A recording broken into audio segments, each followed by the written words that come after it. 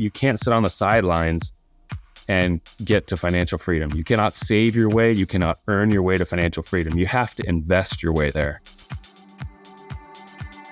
That's Chad Willardson, best-selling author and the founder of Pacific Capital. Great investing most of the time is really boring. It doesn't have a sexy story that you're excited about. It just compounds and grows, kind of like a farmer out there just working the fields. Eventually, the harvest comes after patience and after work.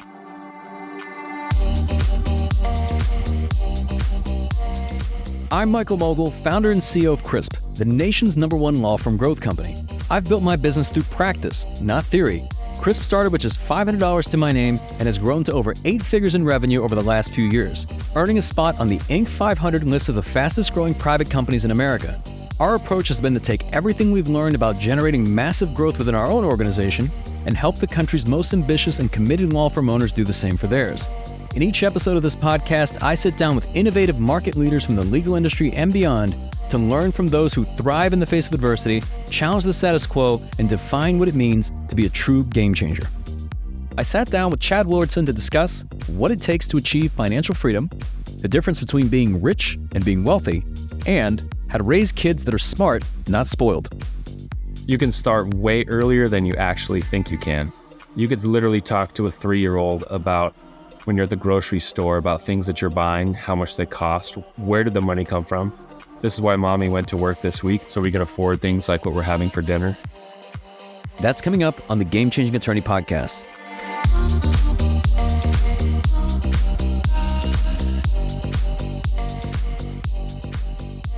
Before we begin today's episode, I want to remind you that we aren't beholden to any sponsors or run any ads on this podcast.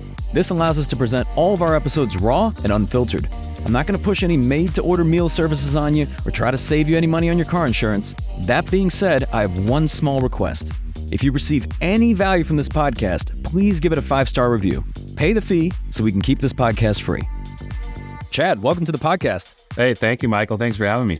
This has been long overdue. I'm thrilled to have you on. I know you just bring a wealth of knowledge. You've now written, how many books is it? 4 books? 4 books so far, yes. You set a goal of writing a book a year. For how many years? Or just forever? Yeah, I got bored during COVID in the beginning, and I figured I should set a stupid goal. So I set a goal to write and publish 10 books in 10 years. So I'm 4 for 4, and I got 6 more to go. There you go. All right. For those listening that may not be familiar with you or maybe haven't read any of the books, if you could just kind of share a bit of your background or maybe even some of your upbringing or early influences that kind of shaped who you are today.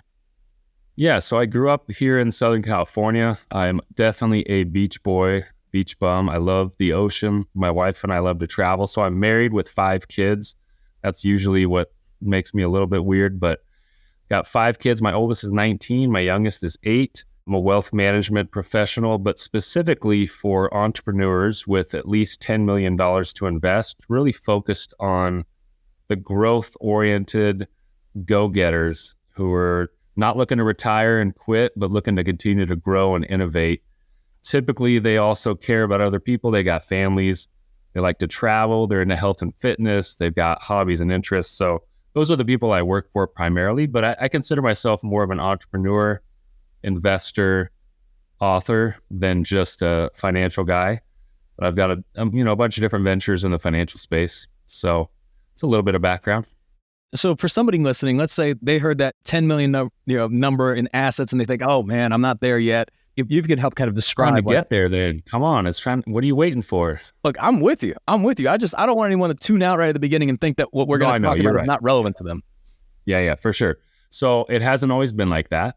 When I started at Merrill Lynch in 2003, my minimum was $100,000. And I was told by my managers that I would never find clients with at least $100,000, especially since I was young and inexperienced. And so some of you who've read that book, 10X is easier than 2X. My story is in chapter 2, and it's talking about raising your floor, raising your minimum standards, changing your identity to match what you really want out of your future.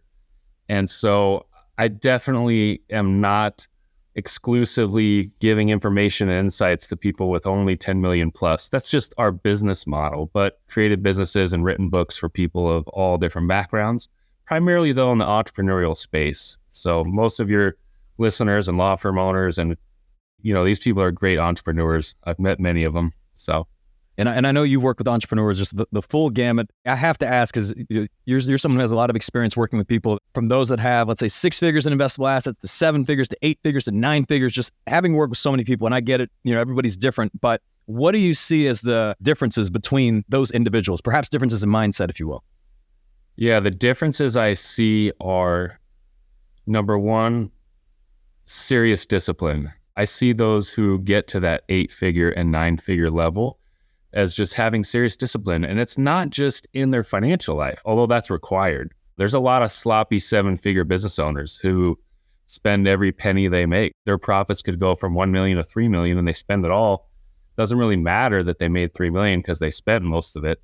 Whereas those who get to the next level have real financial discipline. That's a little bit highlighted in my book, Fit for Wealth, that talks about the discipline corollary between the pursuit of health and the pursuit of wealth and the principles that align together, where they really connect those two. And I see that discipline really weaving throughout the higher level clients I worked with. I'd also say they just think a lot bigger. They don't think that they don't deserve it. They just go for bigger goals. They don't really limit themselves by, I shouldn't need that much and therefore I'm not going to aim for that much. I think there's a lot of limiting beliefs that keep us stuck in the excellent, and they don't allow us to pursue that true unleashed freedom. Yeah. I know you've mentioned in the past that financial freedom is closely tied to overall freedom. And I want to dig into this because it seems like most entrepreneurs start businesses because they're seeking freedom, right? If you ask enough why questions, it usually comes back to they want freedom in some way. And then this idea of financial freedom, I think, has become very popular, especially in the last few years. Like, everybody wants it. Why do you feel like this is more important than ever? I feel like it's more important than ever because if you just look economically, that's my business degree, is economics, is the way the world is going. First of all, inflation is extremely high, and it's been higher than reported for a long time. So things are getting more expensive.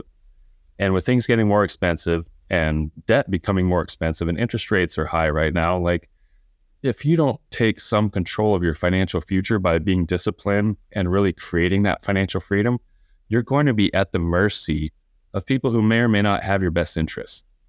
And the more obligated and tied down you are, the less you're able to make an impact, the less you're able to do good things, the less you're able to have that security in your future that you really are going to need or want at some point. Like, if a family member gets sick, your financial freedom allows you to potentially get them the care they need or provide the extra support they need so that they can be comfortable in a way that keeps their dignity. It also allows you to make an impact on the experiences that you can give to your family, creates opportunities for your team members, your employees. Like, financial freedom impacts way more than just you or you and your spouse. It's a big deal. How would you define financial freedom? Because I think sometimes people throw this word around and it seems like sometimes they even have like the wrong number in mind of what they think that would allow them to do or what would enable them to do. What does financial freedom really mean? To me, financial freedom means, first of all, you have like stress-free money. You have money that comes in whether you are working for it or not. I use the word passive income because it's commonly used. I don't love it. I like stress-free money. I like money that comes in without any stress and doesn't require my thinking or any kind of my obligation of time commitment. I think financial freedom really just means that the stress-free money that comes in far exceeds the expenses and money that goes out. It's that simple. I mean, it's a cash flow for kids board game that we play with our little kids. Like, it's the opportunity to not have to work if you don't want to. I think the rest of us who maybe haven't yet achieved that are in that game of hopefully building towards that. But until we have that set up to where our investments are providing enough stress-free money, then we're going to be kind of stuck in that trap. And I imagine for some people that are listening to this, the idea of financial freedom, it can seem like a pipe dream to an extent, or they say, hey, it would be nice, but maybe this is not possible for me. Or they just don't believe that the concept you shared of stress-free money, like that's a possibility. Or some people, it can sound like someone's trying to sell them something. Now, you and I know that that's not true, but what is the root of this? Is it just a lack of like financial education in our educational institutions, or like just people not learning the right way to be able to invest their money? What do you think is the root of it? I don't blame the people who think that. I think it's overwhelming because there's so, like you said, Michael, there's so much information out there and people throw around the terms all over the place. I think financial advisor is a misused term. Like, people don't really know what that means. What is a financial planner? What is a financial advisor? Don't really know. There could be hundreds of definitions.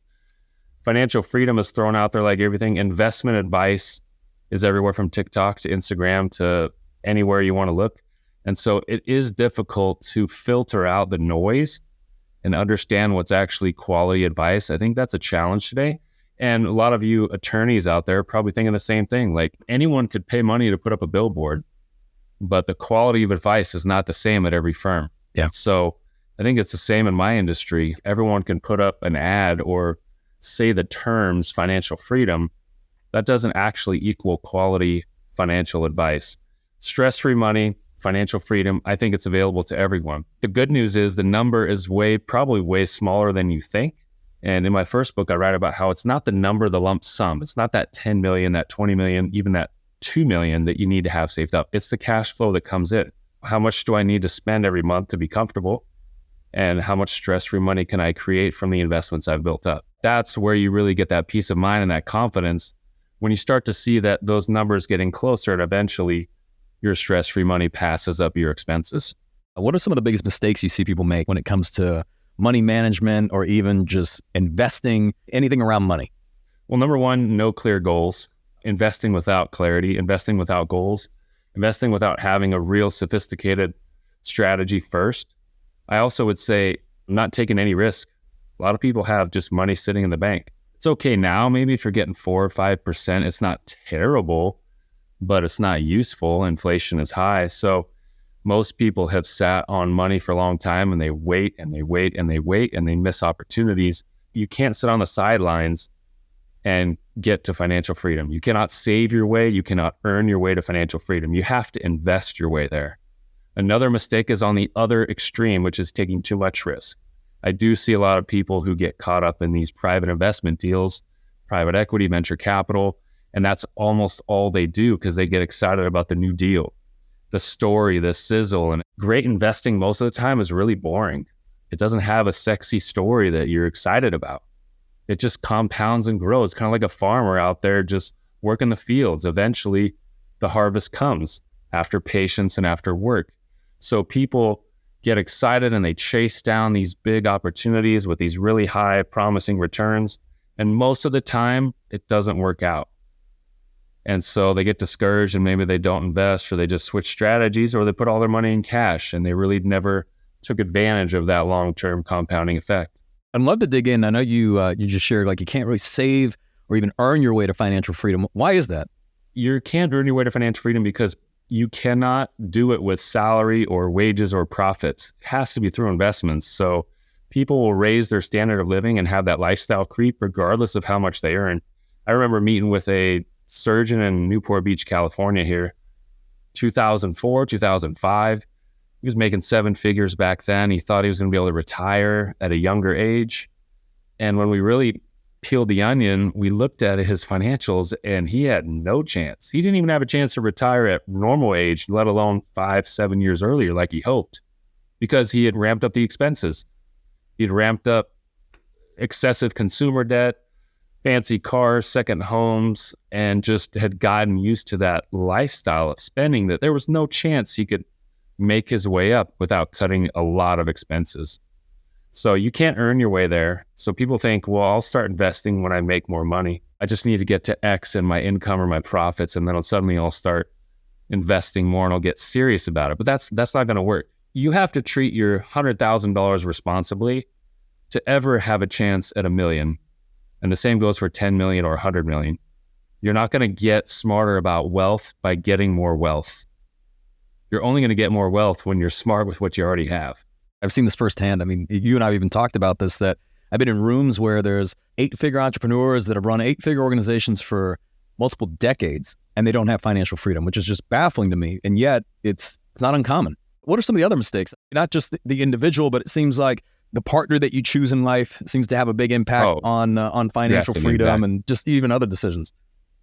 Yeah, massive impact. Been married almost 23 years. I'm very grateful because I didn't know anything. When I got married, I was so young and dumb and in love. I was a college student. So very grateful that it turns out my wife and I both chose wisely. I think she chose wisely, but choosing who you partner with, whether it's for financial advice, most importantly, who you live with, who your spouse or partner is. I mean, that's critical. Their mindset towards growth. There are a lot of business owners whose spouses do not believe in growth or believe that maybe trying to aim for too much money is bad. It's going to corrupt them when really money is a magnifier. So money in itself is not going to ruin you. It's going to make you more of who you already are. Another big mistake I see is overpaying for the investments or the financial advice you're getting. Look, there are 500,000, 600,000-ish financial professionals out there. There's a lot of great people out there at every level, right? There are people at every level. So you might be matched up with someone who's not at the right level or not just in the right lane. If you're training for a 5K, it's not the same as someone training for an ultra marathon.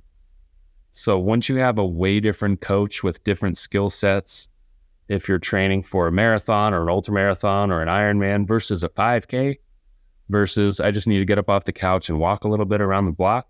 So I think not really understanding who you're taking financial advice from makes a difference. The cost of what you pay makes a difference. Our industry is very confusing on purpose. I worked at Merrill Lynch, one of the big Wall Street banks for 9 years, and the stuff I saw was pretty wild back in 2002, 2003, in the very beginning, the lack of transparency. And I think there's still a lot of that in the Wall Street world. Yeah.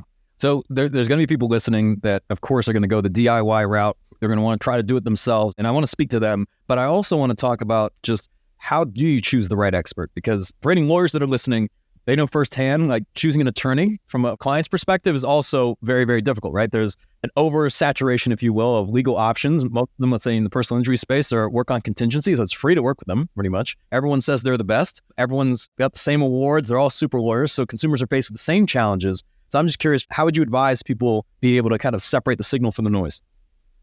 You got to look for the super advisors. I'm just kidding.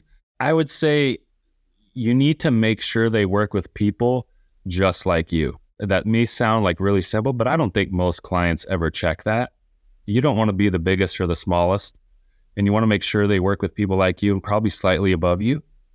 I think you want to work with financial people who give comprehensive advice and do a lot of question asking beforehand. A lot of people in our industry don't do a lot of question asking. They've got products to sell. They've got things that they want to push from the firms they're working for. I think an important part is looking for a fiduciary. I mean, that's a term you guys all know in the legal field, but 4% to 5% of financial professionals are fiduciaries, complete independent fiduciaries, which means 95 to 96% are not. That's astonishing, yet nobody talks about it. And guess what? The fiduciary standard was almost going to be implemented as a minimum requirement for all financial professionals a few years back. Guess what? There were tens of millions of dollars lobbied for against that. By whom? By the big financial firms, big insurance companies that have huge sales forces across the country. That 95%. So of course, why would they fight the fiduciary standard? Why would they not want conflict-free financial advice to be available to everyone? It's not as lucrative. Right. So my personal biased opinion, because I'm a fiduciary, but I wasn't before. I was at Merrill Lynch. So by nature, I was working at the huge bank. I was working at the big investment company. We were not allowed to be fiduciaries because that's where we work. But I eventually kind of learned after being there 9 years, like, okay, this is one route. I'm going to go the independent route, which is going to be different, but it's going to be a lot easier for me to give advice to everyone and just tell them what I actually think without the restrictions and constraints of a big bank with their own agenda. So I personally think you can find great fiduciaries who have some credentials. I don't think there's any like special credential that means way more than something else, but who've got some education, who have some experience, who work with people just like you, who you get along with, who ask lots of questions, who are transparent about all the costs. I think that's critical. Who talk about goals and things, who don't promise investment returns specifically. I think that's a little bit of a risk there, is that people try to forecast and overpromise, and that causes people to make a lot of bad mistakes. So hopefully those are some helpful tips to finding a good financial professional. Yeah. I want to touch on two things. I know in the past you mentioned that having a lot of money sitting in the bank is like having lazy money. What are some ways that people listening can put their money to work? I would never hire a bunch of employees and tell them to sit on the couch and just wait until I need them. I don't need them yet. I just want them to sit on the couch and be on call. But that's what we do with our money. At the very, very, very worst, and I don't recommend this, but you could easily put your money into treasuries or CDs and earn 5 or 5.5% right now. Okay, it's better than just doing nothing. It depends on what your investment goals are, though. I can't really give blanket investment advice to your listeners and audience today, but I will say this: putting your money to work as an owner is going to make a greater long-term return on investment than anything else. You have owners and you have lenders. I'm personally an owner. Our clients are mostly owners. So when you own, you have equity. And when you have equity, you're buying stocks, you're buying real estate, you're buying things that you can own and see appreciation. And I love real estate. I have lots of different kinds of real estate myself. I will say this, though, there's nothing like being an owner in the stock market. Like, would you rather own Google stock or the building that Google has their business run out of? You know, would you rather have bought that building 20 years ago or bought the stock? Like, there's an exponential growth in the markets that's available nowhere else. So I think having a plan before you invest is critical, and then becoming an owner is also critical, being able to be long-term patient. So there's a different strategy when you're talking about your law firm's cash in the bank that's just sitting there. Maybe you're going to need that in 3 to 6 or 12 months. That's different than the money you as an owner are going to be investing for your long-term financial security. Those are two different conversations. Yep. And speaking of the mental side of this, I want to talk about the role like emotions can play in financial decisions, right? Because a lot of times this stuff is simple, but not easy. And especially when there's any sort of market volatility, people tend to freak out, right? So what is a way that people can maintain a rational approach to their investments, to their money overall, even when there's ups and downs in the market? First of all, that's completely normal. Everyone goes through it. Doesn't matter how wealthy or how unwealthy you are, you're going to have those emotions. It's a roller coaster. That's part of the experience. If there was no volatility, you wouldn't deserve to earn that 8 to 12% average return in the stock market. That's just part of the deal. So one thing that we do, we create an investment policy guide up front. So we make commitments as a firm, and we ask our clients to make the same commitments. We sign it, we look at it, we discuss the goals, we discuss the strategy. We even have a what if plan, like what if there's a big market crash? How are we going to respond to that? And I think having that as a benchmark to look back on is very important, because when things get rocky, you can look back on it. For example, 2007, 2008, the stock market was down a lot. I had clients that were traveling together in Europe. I got a phone call on my cell phone, and it was a very bad week in the stock market. And they were in Austria, and they were huddled around, these two couples were huddled around their phone on the speakerphone, and they're like, Chad, hey, it's so-and-so and so-and-so. We're just watching the markets, watching the news over here. It's almost midnight over where we're at. Please tell me you've sold everything. Like, we can't continue to watch this go down. And I was like, are you guys sitting down? And they said, yeah. And I said, not only did I not sell everything, like today we actually moved some of the money into buying some aggressive stock investments in your portfolios. And one of the guys, he said some words that we don't normally say at a business call. And he said, I can't take this. And he walked away. And the other guy stayed on the phone. And I said, look, you guys hired me because you trust me. You hired me to do the hard work in the trenches. You hired me to get the results, regardless of how scary it is. So I'm going to need you guys to just trust me on this. We can go back and look at the investment policy guide, and we'll go through it together. But this is what we stated as the goals. I asked that key question, have your goals changed? And the answer was no. And I said, okay, if the goals haven't changed, we're not jumping off the ship. We're not going to jump off the roller coaster while the ride is still in motion. And guess what? Like 3 or 4 years later, those investments bought on that week when they were in Austria are the greatest investments those guys have ever owned. Fast forward to 2020, we have COVID come.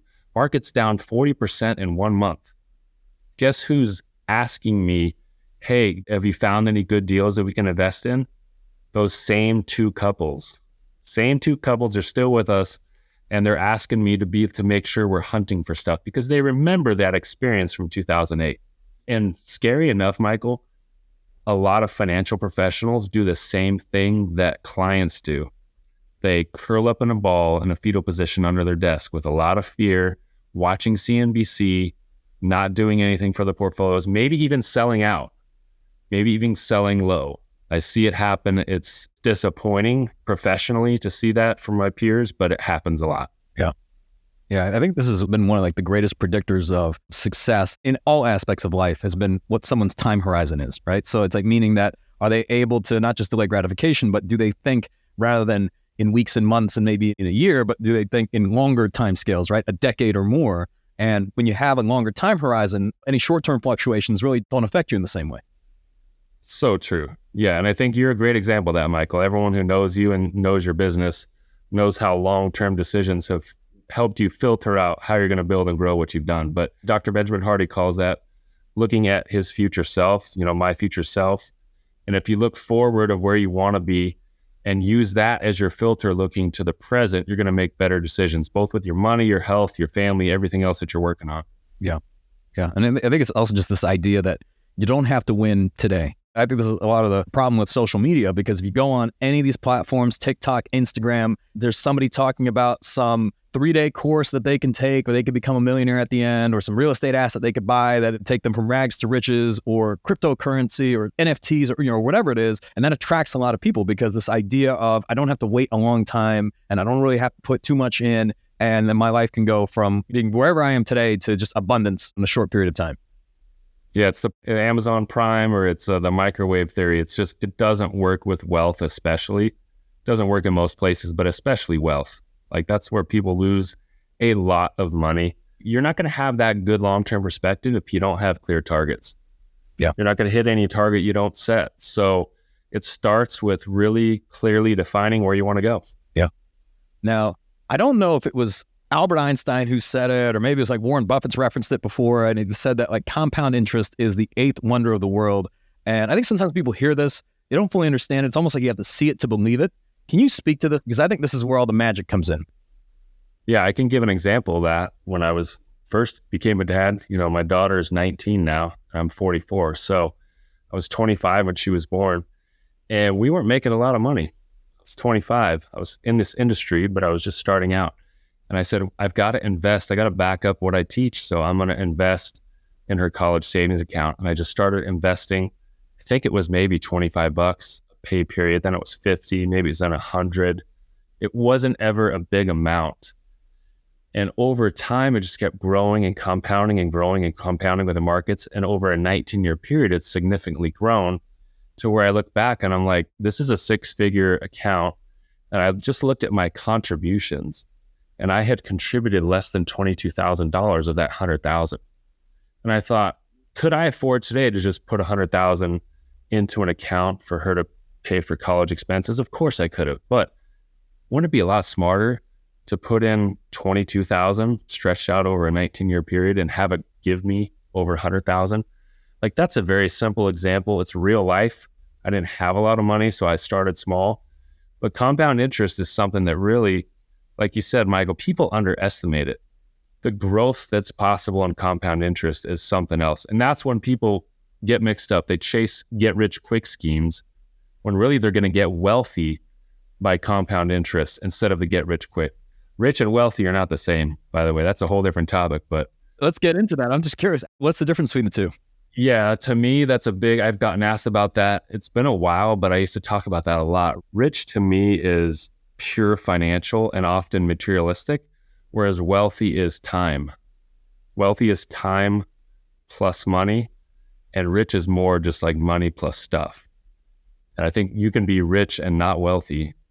You can be rich by having a really high income. And I think maybe that's what some of the law firm owners out there are dealing with. And I think it's very doable to kind of flip that switch and say, I'm not going to try to be rich. I'm not going to try to be the big sizzle personally. You can be the big sizzle for your firm and attract all that marketing business, of course. But financially at home, if you've got health, if you've got financial freedom, if you've got lots of money set aside, you have a team that's amazing, you've got partners that are amazing, the firm is growing, and you have more time freedom. Like, that's actual wealth. That's a balanced life.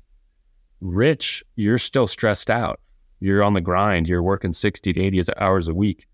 You're not collaborating, hiring, delegating properly.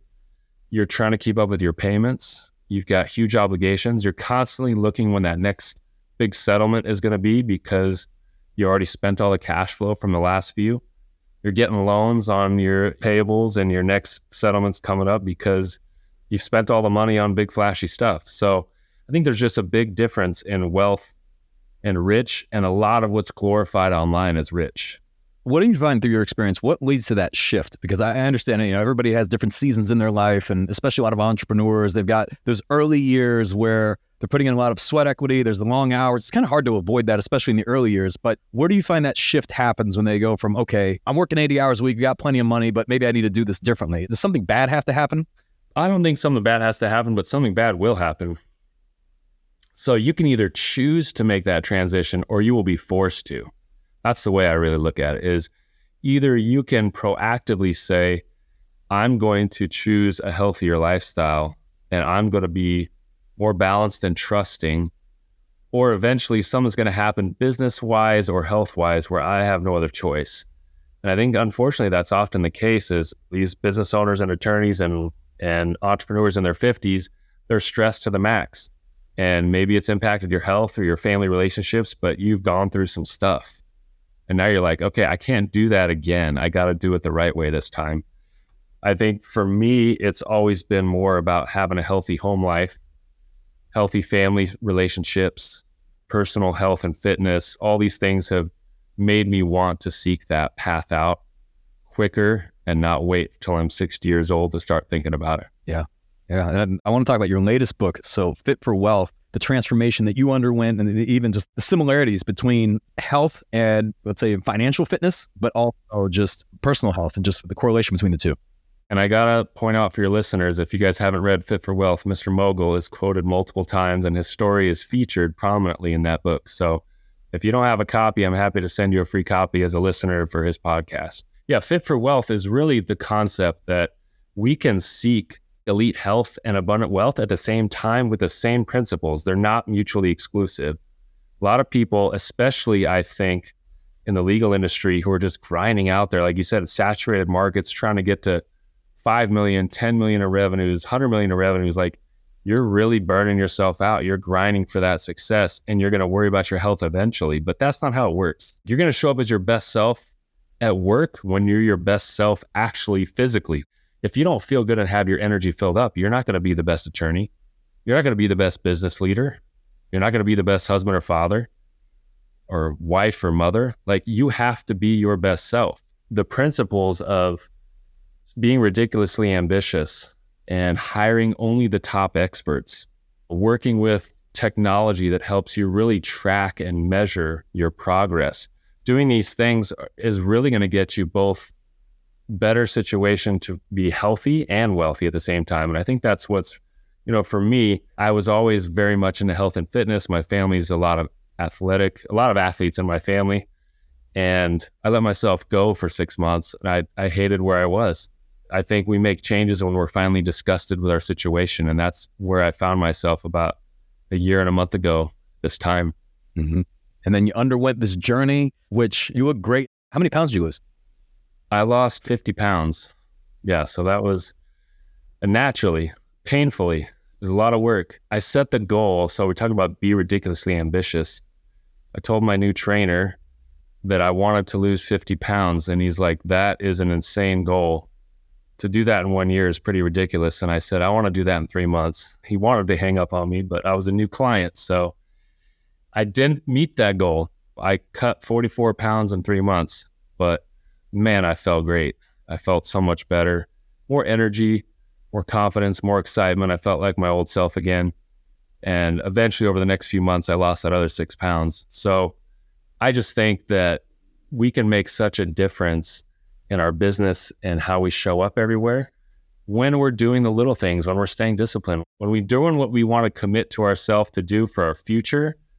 Then we're going to show up with a lot more energy and confidence everywhere we go. And it will make a difference in the impact on the bottom line. You will make more money if you are taking care of yourself. There's no doubt in my mind. Yep. I remember it's like so much of this is just honoring your commitments to yourself. I mean, when you and I, earlier this year, we were at a conference. I remember we flew in. Most people fly into a conference. They're relaxing in the hotel room. Maybe they order some room service. They're hanging out. Then they come down for the cocktail hour. But I went down to the gym. I saw you in the gym. These small decisions, right? Sometimes you don't feel like it. Sometimes you're tired, but it's the commitments we make. And I'll add to that, not only did we see each other in the gym pretty much every day, every night, I think the gym people said you were living there, but we were sitting at the conference as well. And they've got all kinds of treats and desserts and all kinds of stuff. And we both pulled out like a little turkey chop stick from Trader Joe's, trying to hit our protein, high protein, low calorie, healthy diet stuff. So it's the little decisions that make the big long-term impact. And the more consistent you are, the more it just becomes of your identity. It's who you are. Once making good decisions and having discipline as who you are, it's a lot easier to keep those commitments to yourself. I want to talk about something else. I know you mentioned this in the book about hiring only top experts. And I think just for those listening, this can seem or sound like self-serving. So this is an area I agree with 100% because I think there's two types of people. There's like those that ask for advice and then those who pay for help. And, I always bet on the one that pays for help. But why is that so important? I mean, and I get it. Everyone's in a different place. Some will say, well, maybe I can't afford to hire this type of expert. Maybe I have to try to learn it myself. But why is this the fastest path? It's such an accelerator to goal achievement. I've had so many trainers that I've tried in the past that I've done okay with. It wasn't until I found the CEO coaching group for health and fitness and working out and all this stuff where I saw results so fast and the accountability, it clicked. It doesn't mean it was the most expensive in the world. Like it wasn't the most expensive trainer I've ever been quoted by, but it was a top expert. And they showed me results from other clients that I got excited about. And so I hired him.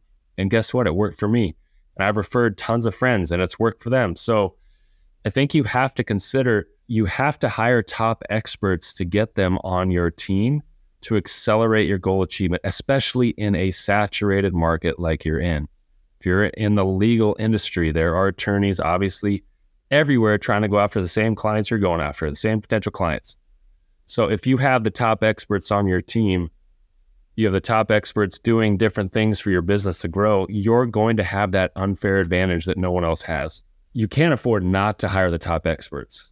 I submit that there are things in your budget that you have excuses for that you could get rid of and hire experts and coaches to fill the gap that will get you to a higher level to be able to pay for whatever you were cutting out anyways.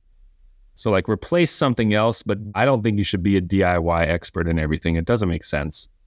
If you're great at what you do as an entrepreneur, stick to that and then hire the amazing who's and pros and collaborators and coaches to do the rest.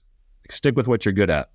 Is there, just particularly in the finance space, is there a point where you would advise someone to say, hey, at this point, you should consider hiring, a financial expert? Is it like a certain revenue level, or is it when they hit a point of complexity, or just think everyone should just do it? It's a good question. Who needs a financial advisor? That's a great question.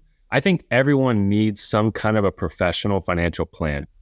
Like I would tell my kids, even if they're 26 years old, 27 years old, newlyweds, not a lot of money, get a financial plan. You don't need a full-time financial advisor managing stuff if you only got $10,000 in the bank, right? But I think you should have someone professionally helping you manage investments if you've got at least $400,000, $500,000 to invest.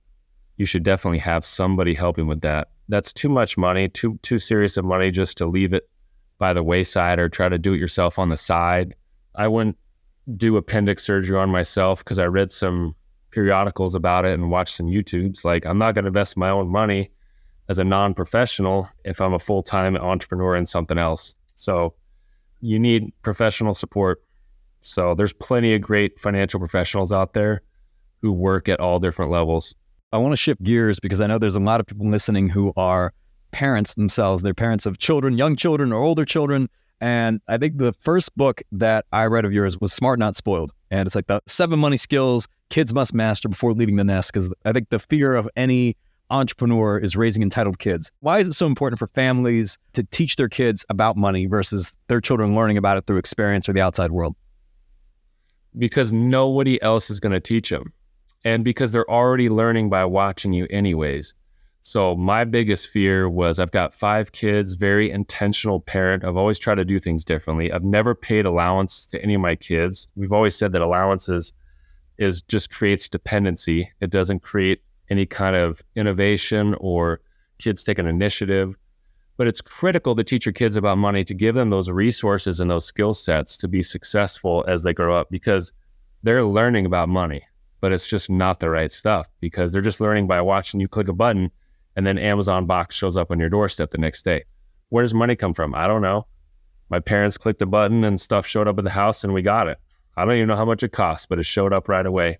And we have resources and means and technology that our kids have access to that we never had access to. I grew up in a pretty modest household. My parents shared a car. When I was first married, I was making $6 an hour. I was taking the public shuttle bus to work. My wife was going to college. I was a part-time student trying to finish my degree. We live in a 400 square foot apartment, downstairs basement. I joke that we could vacuum the whole place without unplugging the cord. And, we have a way different lifestyle now. That's always scared me about what are my kids going to turn out to be. So I had to probably go a little extreme on the strict side of how to teach them to be resourceful. But for them, even my 10-year-old have their own little small business. They have to pay for everything they do. They work really, really hard. So they earn their own money. They do a lot of interesting things that most kids their age have never experienced. So my daughter earned money and saved up for this 3-week humanitarian aid trip to Africa last summer. No cell phone allowed. Did not know any of the teenagers she was meeting up with. And my son just got approved for the same experience, but in India next summer. And he's going to have to fund that himself as well. So I'm very, very focused on the mission of teaching kids to be smart, not spoiled, and helping families pass on heritage, not inheritance. It's about so much more than money. It's about values. What does it mean to be a Mogill? What does it mean to be a Willardson? We teach these things. We talk about these things. If you have a business plan and you have ideas for your business, you have all these goals, like, why don't you have that stuff for your family and your kids? That's how I feel about it. So I guess just for any parents listening, how early can you start in instilling these types of values, this type of mindset, and then any suggestions for, even just tactical things that parents can do? You can start way earlier than you actually think you can. You could literally talk to a 3-year-old about when you're at the grocery store, about things that you're buying, how much they cost, where did the money come from? This is why mommy went to work this week, so we can afford things like what we're having for dinner. Here's 2 items at the store. I'm going to buy this because of this reason. You can teach kids about money. I always taught them about taxes. Now, I don't eat desserts right now. I've been really healthy in the last year, but I would always take the biggest bites of my kids' food and tell them this is the dad tax, and that's a pretty common joke. One situation, we were in a restaurant, really pretty nice restaurant with the kids, and I took a huge bite of my youngest son's hamburger before he started. And he pounded the table. He was like 5 years old, and he's like, "I hate taxes," just as loud as he could. And everyone in the restaurant looked over, and he just goes, "I hate him. I hate taxes." And then he put his face on the table, and it was so funny. People started laughing around us. I kind of rubbed his back, and I was like, "Son, now you know how all of us feel." So I think you can do little things and teach young kids about money. It's a joke now because our kids are a little older, but you can do a lot of things to teach kids about money. You can have activities. I think the Cash Flow for Kids is a great board game. My kids have played that. I just gathered my 8-year-old and a bunch of his buddies, and we played that last week. There were probably 10 kids, most of them playing it for the first time, so it was a lot of fun. For people that are listening, let's say they have a very different lifestyle today than the type of lifestyle, let's say, they grew up in, where now they may have a pool at their home, they stay in nice hotels. When they travel, they're doing pretty extravagant things that they, of course, have earned, but they worry, is this going to rub off on my kids? Is this going to create any sort of entitlement? That's a lot of us in that situation, and that the risk is real.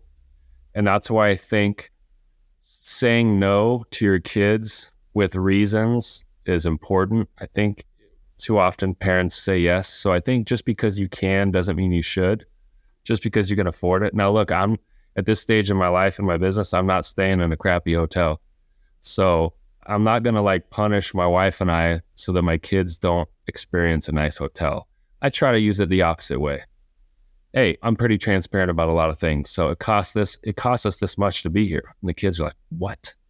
Yeah, this dinner costs this much tonight, or it costs this much to go to Disneyland.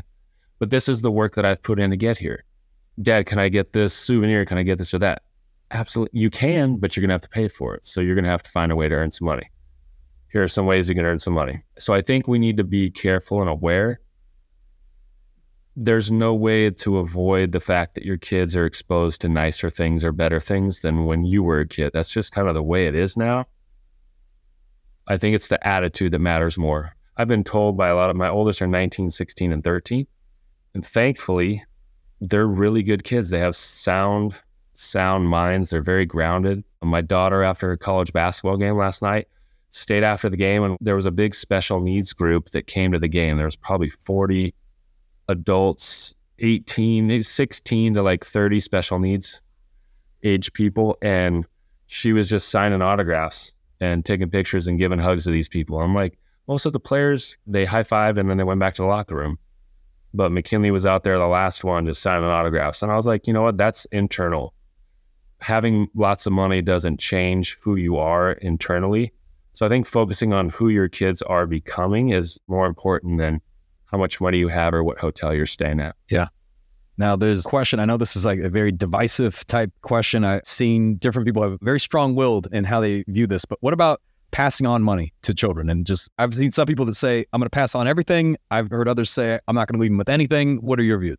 I had one client back in the day tell me, if all I had left was a quarter and that was all I had left before I was about to die, I would swallow the quarter. I don't want my kids to have anything.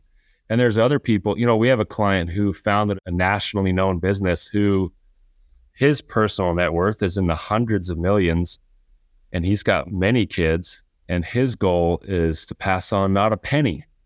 He's given it all to charity, and he's a little bit extreme on that side of being very worried that any penny passed on unearned by his kids is really going to ruin them. And there's other people who are setting up nonprofits, a foundation as a family. And what they're doing is they're having like annual family planning meetings with their teenagers, and they're saying, what charity do we really want to care about and impact this year? And one of the kids, it was their turn. They love animals. And they're like, let's focus on this charity that saves and rescues animals in harm. And so it was cool because they rallied around that daughter and they put a lot of money and resources into it. And then they went and visited with the board. The daughter, under 12, made a presentation to the nonprofit board about why they're making this big donation. So I think it's just how you handle the wealth. I don't think there's a wrong or right way.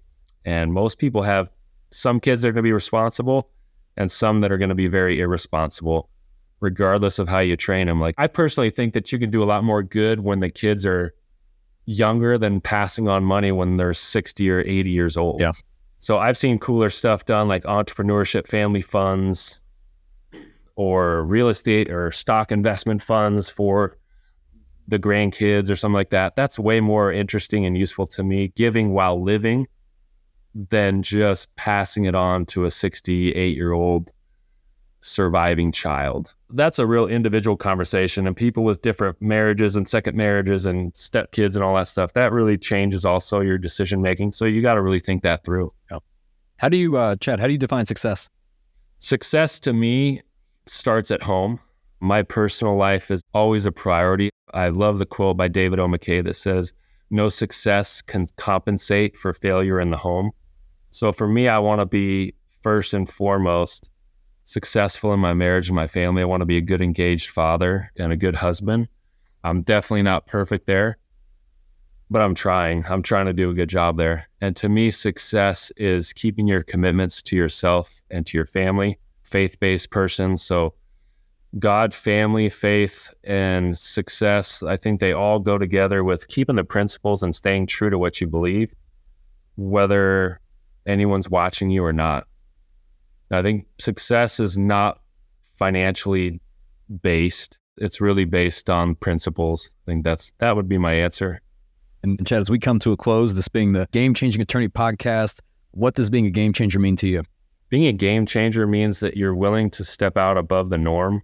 You're willing to stick your neck out. Changing the game to me doesn't mean you're going to fit in. So every time you have a chance to make a new significant commitment, you just step up and say yes. I love the quote that has been said by many people that fear is wetting your pants and courage is going forward with wet pants. And I think being a game changer, you got to make big decisions with wet pants. you got to go forward and change the industry by doing stuff maybe that's a little bit different. You have to be willing to spend the money and the time and the commitment to go big if you're going to actually change the game. I want to give a huge thank you to Chad Willardson for taking the time to join us on the Game Changing Attorney podcast.